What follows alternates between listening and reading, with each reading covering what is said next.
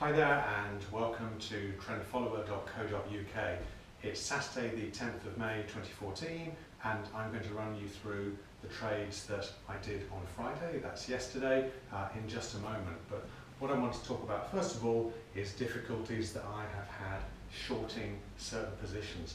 As you all know, if you follow my blog, what I like to do is to follow stocks that are moving in a direction, either up or down, and I have done plenty of both of those in the past, of course, but what I'm wanting to do now is to short some stocks, and I'm having difficulty doing that. What I find is that when I go to open a position, a short position, my spread betting platform doesn't allow me to do that on a forward contract.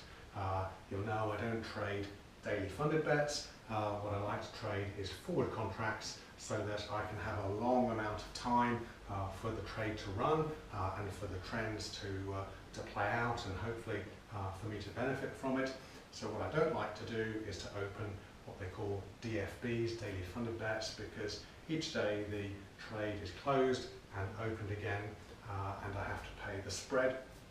And on a short position they factor in the charge that they would make to me for borrowing the stock, because you'll know that to short a stock you have to borrow it and give it back again later on. So there's a charge to do that. So what I'm trying to do is to open short positions with forward contracts and having great difficulty doing that. And what I have noticed is that the housing stocks are taking a bit of a pounding. So house builders, their stocks are falling, and there have been certain things that have made me want to short their stocks. You'll know if you follow how I trade what's exactly happening. I'll show you in a minute some of the housing stocks, and they've been going down, but I've been unable to open forward short positions in those stocks. So that's been a problem for me, because I really see that as being a trend that's going to play out. So what I've done is to come up with a strategy, and I hope you'll be interested in this. It's a double-pronged strategy. So I've been looking at different parts of different sectors of the FTSE 350 and seeing how they're doing. And on one of my videos a couple of weeks ago, you'll know that I opened a position shorting a sector, the personal goods and house building sector. Now, because I'm shorting a sector, there isn't an underlying stock to borrow. So it's like shorting an index. It's like shorting the FTSE 100. You can go long, you can go short. There isn't an underlying instrument that you're having to borrow. And so it's easy to open a short position in a sector. And this is what I've done this week. I've shorted one position and I've gone long on another sector. What I've noticed is that the defence and aerospace industry appears to be in decline, and I'll show you the graph in just a moment. So I've gone short on the aerospace and defence sector of the FTSE using a short contract, a FAR contract, to go short on that. But what I've done on the other hand is to go long on a sector that appears to be doing quite well, or starting to do quite well, I think. And that's the industrial metals sector. So I've done a long contract and I've done a short contract, and the beauty of this is that it's a market neutral strategy. So if we get a sudden plunge in stock prices, then I'm balanced out. One of my short position, of course, will do well, a long position will do badly, and that would balance out. If the opposite happens, if the market suddenly takes off and rallies, then the short position, of course, would do badly, but my long position in another sector would hopefully do well. So it's a sort of market neutral strategy, which I hope is going to factor in a bit of safety to my trading. So I'll show you the graphs in just a second. So this is the first position that I've opened this past week. I opened it yesterday. It's a short position in the aerospace and defence sector, and you can see from the graph that the price has been bumbling along, and a few weeks ago, it fell down quite sharply, and well, it's been a bit up and down since then. So I've opened a short position in this, and we'll just see where it goes to. So I'm going to let the numbers do the talking, and we'll see how it goes. If I just expand the graph out, you can see how it's been a bit up and down over the years, but recent years, since sort of beginning of 2012, it's done very well, but it's starting to fall backwards again now, so I'm hoping to benefit from that fall.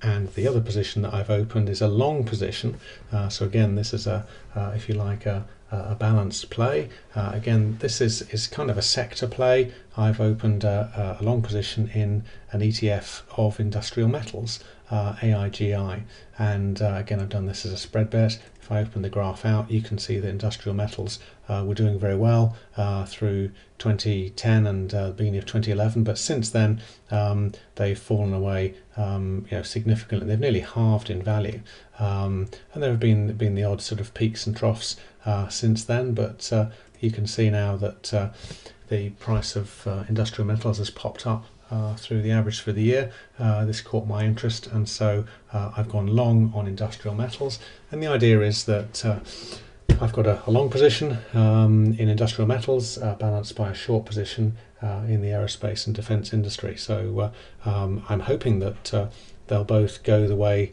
that they're looking to go, and that they'll both be profitable. But again, it's a market neutral strategy, so if I get a sudden shift in the market generally downwards, the one will balance out the other, and ditto if there's a sudden shift upwards. I don't want to be shorting everything if the market suddenly moves on up. So this is a sort of pairs trade really, and we'll see how it goes. And I'll just run you through the portfolio that I have running, just to update you. So this is my Brazil trade. Again, I'm long Brazil, and in the past week that's done nicely. I bought it back here slightly prematurely, and it's popped up through the 50 MA, which is reassuring, and that trade is in profit, as indeed is my CenturyLink trade. Again, this was a long position that I opened here, and is going up nicely, and long may that continue. Anglo-American, one of the miners that I've been interested in. Again, I opened it back here. It fell back rather disconcertingly, and but this past week particularly has done well. So I'm hoping that this will run and go in the right direction. Real D was doing very nicely earlier in the week. You can see that it went right up and made a bit of a new high there, but has fallen back during the week. But again, net it's up for the week, and that's keeping me happy, so fingers crossed that will keep going. Ditto Peabody Energy. This was the supplier of coal that you may recall me mentioning last week. Again, it was a buy last week, and well, it hasn't really gone anywhere at all this week, gone down slightly if anything. But the wheat trade's gone up, so it actually gapped up in the week. So you can see from last week, sorry, the previous week into last week, there was a gap, and so that's moving up quite nicely. SAB Miller, my trade of last week, my long trade has fallen back a bit, so well, see how that goes. And again, I like to look at the FTSE and see what's happening with that. Again, this isn't a trade, but just a view of the market, and you can see that really it's just been sidelining, going up and down over the weeks. At the moment, it's kind of up, but hasn't made any new highs, and who knows where it'll go. At the moment, it's pretty directionless.